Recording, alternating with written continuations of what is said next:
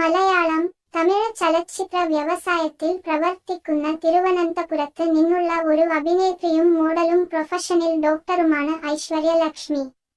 1991 September 6 കേരളത്തിലെ തിരുവനന്തപുരത്താണ് അവർ ജനിച്ചത്.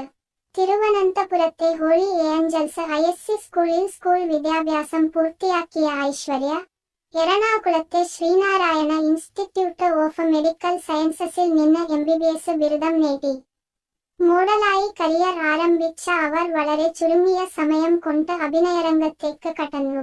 2017-ൽ ഞണ്ടുകളുടെ നാട്ടിൽ ഒരിടവേള എന്ന ചിത്രത്തിലൂടെ മലയാള സിനിമയിൽ അരങ്ങേറ്റം കുറിച്ച അവർ, മായാനദി, വരത്തൻ, വിജയ സൂപ്പറും പൗർണമി